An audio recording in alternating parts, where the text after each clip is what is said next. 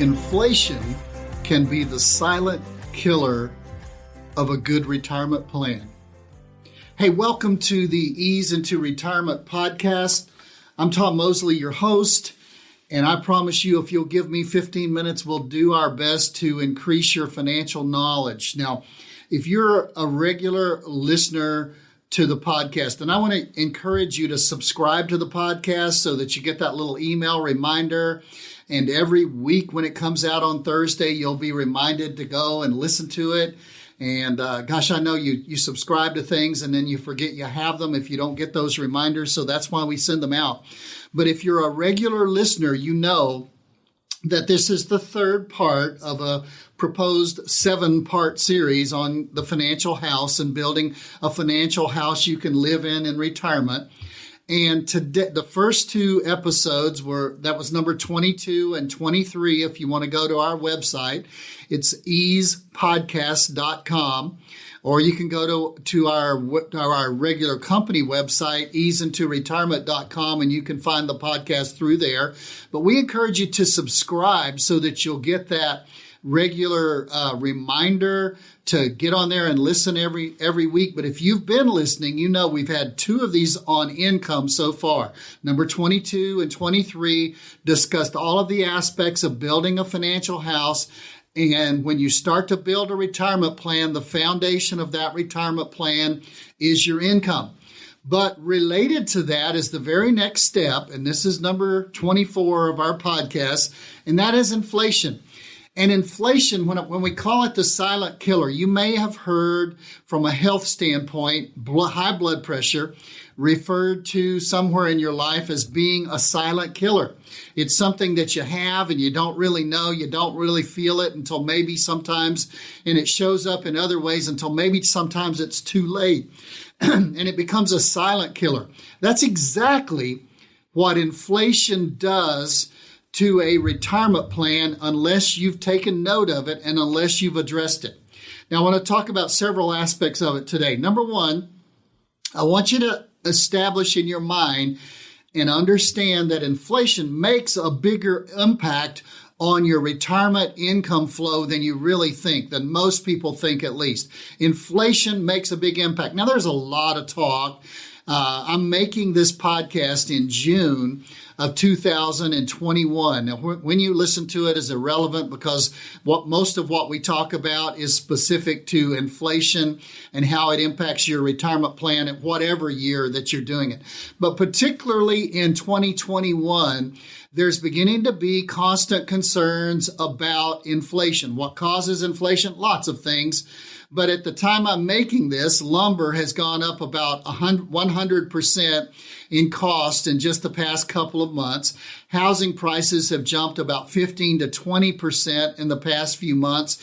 And the federal government has started to spend a lot of money, as much as $7.9 trillion, that's with a TR, trillion dollars is proposed to be spent on stimulus packages to stimulate the economy, which seems to be stimulating itself already, but to stimulate the economy and to do different things. So it's raising its head and people are thinking about it now. But a lot of times you think about it, you hear about it, you don't understand how it really impacts you, but it makes a bigger impact than you think, especially on a retirement plan. Now let's talk about that. A retirement plan. Some of you who work with us retire at age 62. We recently had somebody who's retiring at age 55. How would you like to do that? I'm working with a young man right now who wants to consider retiring at 45. So at whatever age you retire, then you take a normal lifespan, say 85 to 90 if you're 45, you're probably going to live 40 or 45 years in retirement. Unrealistic, Tom. Okay, fine. Say 65. If you're age 65, and if you're married, there's a 40% chance that one of you, according to a statistic that I have from Fidelity Investments, there's a 40% chance that one of you, if both of you are 65, will live past the age of 90.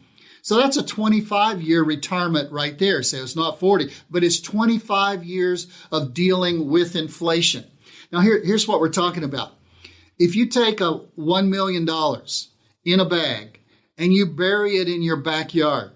If you dig up that $1 million in 5 years at 3% inflation, you can go and then buy what $860,000 would buy today. Okay, we'll leave it for 10 years. You bury $1 million today, you dig it up at 3% inflation 10 years from now, it'll buy $740,000 worth of merchandise. Wait 20 years, and that $1 million has decreased in purchasing power in 20 years to $550,000. Let me flip it another way. You want to go buy a new car. So maybe you have bought a new car recently, and you've experienced what a lot of people have experienced, that the prices of cars has gone sky high. And so let's say you're buying a car, you're going to spend $50,000. Now you can spend less, but you can also spend a whole lot more. Last week I had a couple took me downstairs and showed me their new Lexus. I didn't ask them what it cost, but I know it was more than $50,000. Well, that same car, if you want to buy that same car at 3% inflation, in 10 years will cost you $67,000. In 20 years will cost you $90,000. And in 30 years will cost you $121,000 at 3% inflation. So as you're planning on living through retirement, don't stick your head in the sand when it comes to inflation. Don't just see like, well, that's a blip in this retirement planning between income and investments. No, inflation has to be addressed because it makes a bigger impact than most people think. Now, the second thing I'd like to point out is not only does it make a big impact, but number two, many retirement plans are just not built to deal with inflation. There's nothing built into them to counteract a rise in inflation. Now, that's the people who come along sometimes and they say, well, I'm just going to bury my money like the 1 million we talked about a couple of minutes ago. And you say, that way I won't have any risk. Well, you won't have any risk to your capital. You might not lose the money that you've invested, but you will have serious impact when it comes to risk of inflation. You are going to really lose it when it comes to even a 3% inflation, as we showed you some of the numbers earlier.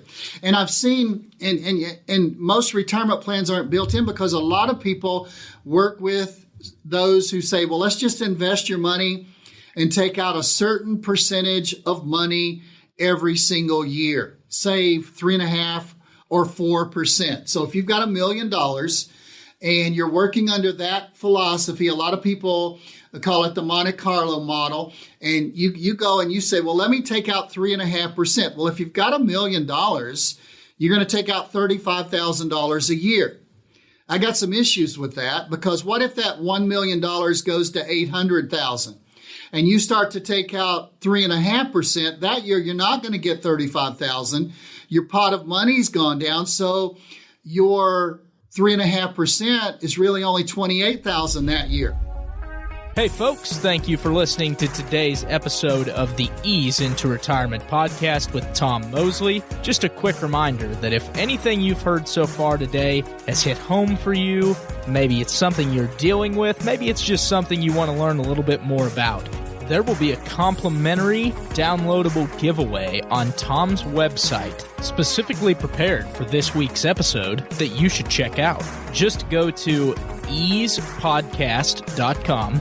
That's EASE podcast.com. Click the button with the title of this week's episode and get your copy today. Now I'll throw it back to Tom. So that philosophy is based on you keeping that $1 million in your account. Because if you take out 3.5%, $35,000, then, and the market goes down and your account goes down because it's invested in the market and it's not secure and it's not insured in some way, then you're not going to be able to address a loss of your assets there if you just take out the 3.5% a year. And here's another thing. When it comes to inflation, let's say your account stays year after year after year. You take out money, but you grow it back to $1 million. You take out $35,000, but you grow it back to $1 million. And you do that year after year after year. you're still facing the fact that after 5, 10, 15, or 20 years, that $35,000 that you're withdrawing from it is buying you less and less and less and less every year. So that plan really doesn't address the 800-pound gorilla in the room of inflation if you're just on a straight withdrawal plan. Now let's talk about pensions. Most of the pensions that I've seen in 26 years of being in this industry don't have a built-in inflation factor. They don't have what's called a COLI, cost of living increase.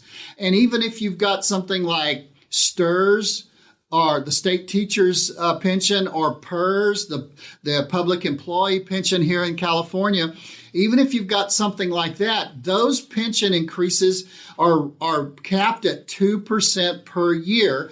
And what happens if we do have a 3% inflation and you're either getting nothing like most pensions get, or you're getting just a 2% raise? Well, what do you mean by getting nothing? I mean that if you're getting $4,000 a month from a pension, that's great. I'm glad for you. I'm happy for you.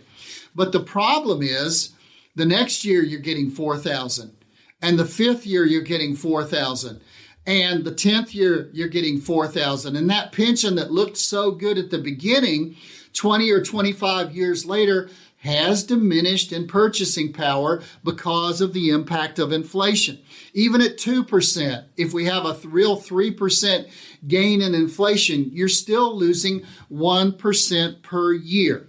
Now, the good news is, I guess it's good news, Social Security, which has 30, 40, 50% of a lot of people's retirement income, it has a COLA, a cost of living increase built in.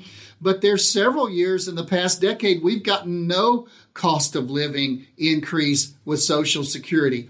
And there's several years that it's 2% where real inflation is 3%. And there are caps on the cost of living raises for Social Security. So number one point today was not only does inflation make a bigger impact than most people realize, and number two, most retirement plans don't have any factoring built in for inflation and how to address it.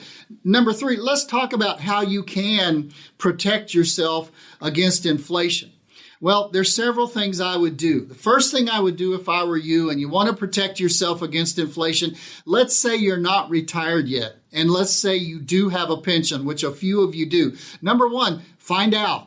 Go to your HR department before you retire and find out if your pension has a cost of living increase or indexed tied to it on your pension so that it will go up as the cost of living goes up through retirement. And if they say, yes, we have one, find out what it is. Is it capped like with STRS and PERS at 2%, or is it tied to some other governmental index that tracks inflation? Find out if your pension is tied to any kind of cost of living increase. Number two, if you have investments and you're just living off of investments and you want to address the 800-pound gorilla of inflation, the second thing you could do is if you're charting your retirement plans and how much income you're going to need, build in at least a 3% per year cost of living increase. Well, you say, Tom, it's very seldom 3% per year. Right. Sometimes it's 1%. Sometimes it's 2%. This year it may be 5 or 6% or more. Who knows what it might be in some years. There were times in the 70s where it was double-digit inflation. So just at least build in a 3%. If you're calculating it on a line and say, okay, 5 years from now, build in a 3% cost of living raise if you're just living off your investments. Number three, another thing you could do is you could determine that in retirement, as much as possible, you're going to turn on different income flows through the years. For instance, if you both retired at 62, and you've got some money coming in or some money staged somewhere, a rental property coming in, maybe you could get by for a while by just turning on one Social Security.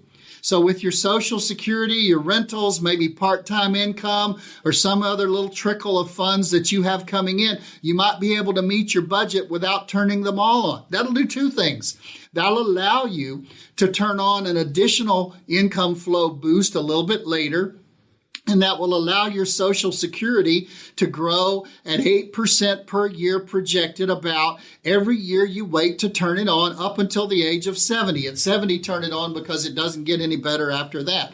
So that might allow you to do something like that. Plus, if you're the breadwinner, which means you're the larger Social Security in a marriage, then you might want to leave that alone and let it grow because that's going to help you longer. And then your spouse is going to get a Social Security based on your full retirement age Social Security. So you might want to turn on different trickles or flows at different times. The fourth thing you can do, and we've done this with a lot of our clients who say, I don't want to leave my income flow at risk in retirement. And I also want to address inflation. We put a lot of people with the amount of money they need to supplement their Social Securities and maybe rental properties and maybe a pension, and there's still a little gap there. We build in a fixed indexed annuity, and the ones we use allow you to have increasing income through the years. As the market grows, the index grows, you will grow in the income that you get. And you might want to layer on an annuity that adjusts to an index that's a market index, and it grows with inflation generally through the years. And that will address your income flow. Now, I've seen some of those annuities. If you look at the hypothetical illustrations that we look at, you start at a certain amount, and it's not uncommon for 12, 13, 14 years down the road for you to be projected to be getting twice as much from that annuity because it addresses inflation by being tied to an index. And it as that index grows through the years, each year your income grows, and then each year when it grows, it locks in and it'll never go below that amount again. So there's several ways you can find out about your pension. You can look at your investments and build in a 3% increase. You can turn on different income flows at different times, or you could use an annuity that allows you to have increasing income through the years as it's tied to the growth of a certain index. Hey, a lot of stuff about inflation. If you don't address it, it could be just like high blood pressure. It could be that silent killer that really wears your financial plan down in those upper years of retirement. We don't want that to happen. We want you to address every one of these. So episode 24, inflation. If you missed episode 22 and 23 on income, you need to pick those up, and it'll give you the full financial plan overview of a financial house you can live in retirement. Go back and pick those up. Like them if you like it. That helps us a whole lot. Subscribe to it. Let me know your thoughts. If you have any questions, you can call me 714-421-4288, or you can leave me a message at tom@easeintoretirement.com. That goes straight to my email. So until next time, this is the Ease Into Retirement podcast, and I'm signing off, Tom Mosley. Remember, I promise you, if you'll give me 15 minutes or today or about 18 minutes, I'll do my best to build your financial knowledge.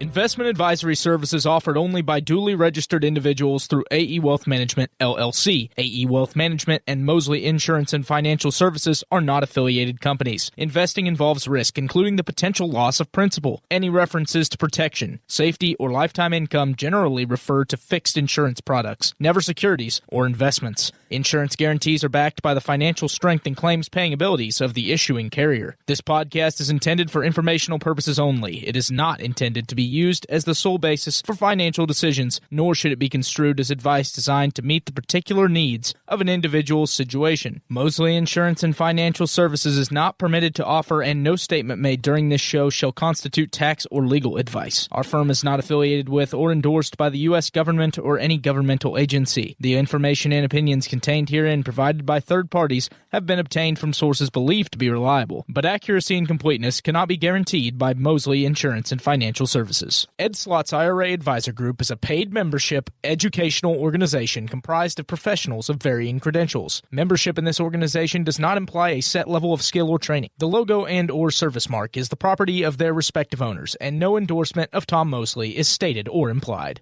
A Roth conversion is a taxable event and may have several tax-related consequences. Be sure to consult with a qualified tax advisor before making any decisions regarding your IRA.